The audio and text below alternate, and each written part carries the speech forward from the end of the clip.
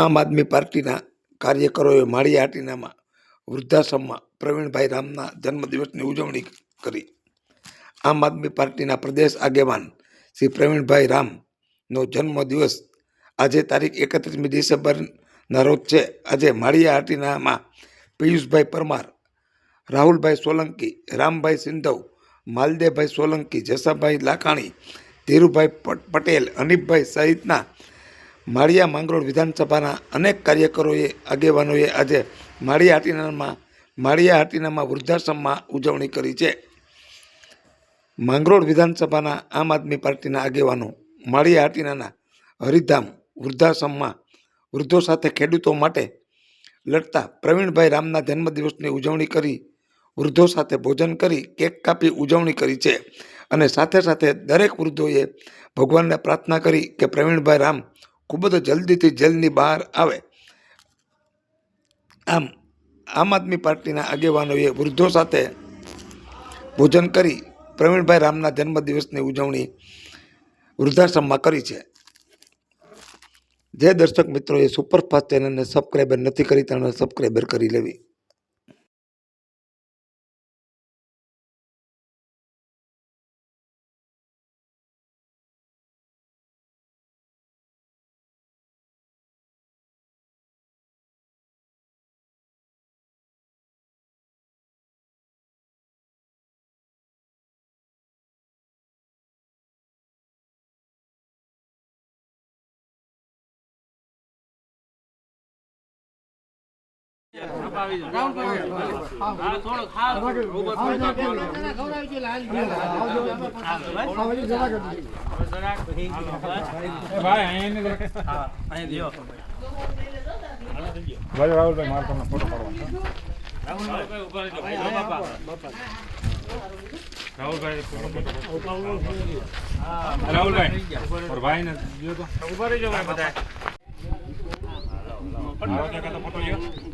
લેવાઈ ગયો. બધું કપાય જ જાય ગમે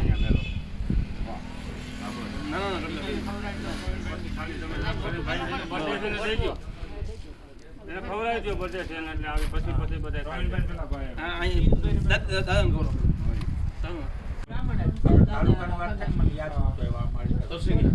5 મિનિટ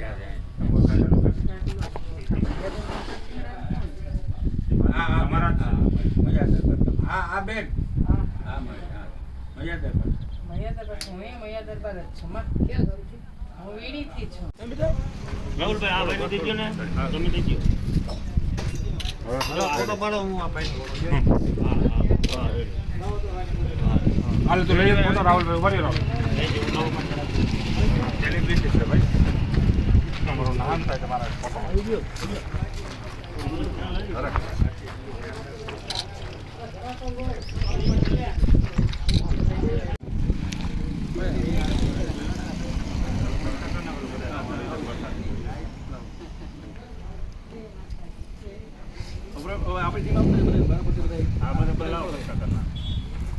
ફોટા પડી જાય ને બધા આવું ને ફોટો આવી ગયો હોય રેડી આ બધું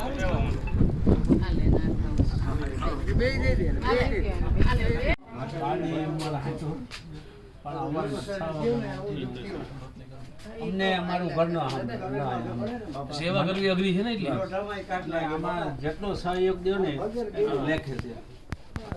માતાજી જેટલું થાય એટલું કરીએ. અને કોઈ પણ રાતે એમ થઈ ગયું પેટમાં દુખે મને બાબા સાંભળતા નથી. અમારા ગામના જ છે, અને અમારા નાના મોટા ભેગા છે. હાવ બેરો માણસ. એક દિવસ સારો સમય હતો બિચારાનો, પૈસા ટકે હતા તે બધા હાસવતા હતા. અત્યારે કોઈ હાસવે સમય છે, સેવા છે એ મહત્વ.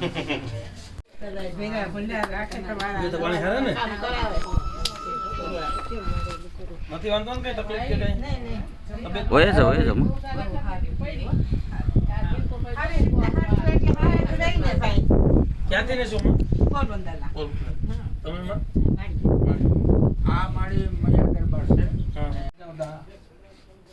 કુટુંબ ને ત્યાં મણી બાપા એને સેવાની વૃત્તિ એટલી જાય કે એ સારું કહેવાય ને. નકર આજે મને કીની પાસે સમય છે કોઈ પણ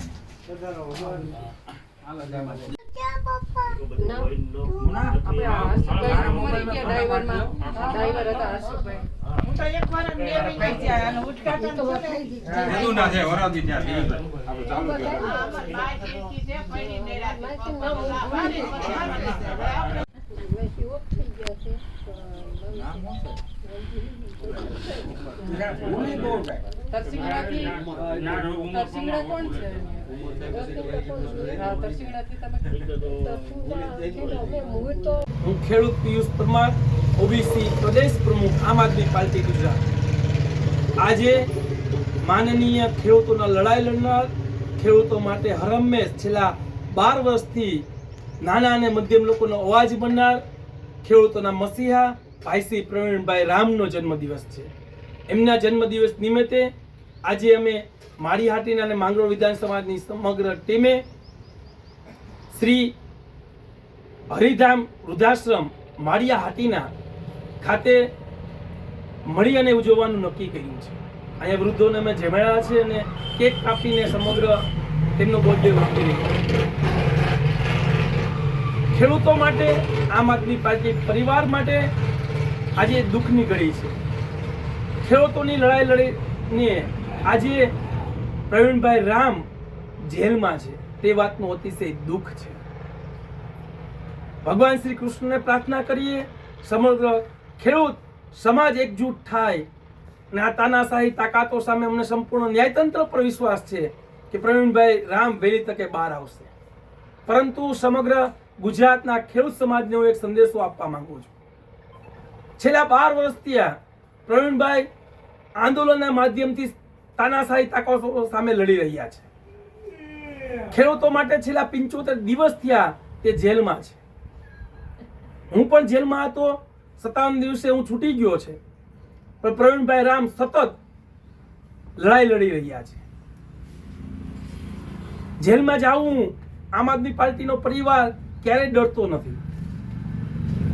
આ તાનાશાહી તાકાતોને હરાવવા માટે પ્રવીણભાઈ રામ જે લડાઈ લડી રહ્યા છે, પ્રવીણભાઈ રામ શ્રી કૃષ્ણના વંશજો છે। ભગવાન શ્રી કૃષ્ણનો જન્મ પણ જેલમાં થયો હતો અને આજે કંસરૂપી તાકાતોને શ્રી કૃષ્ણએ હરાવ્યા હતા અને એમને ખતમો કરી દીધા।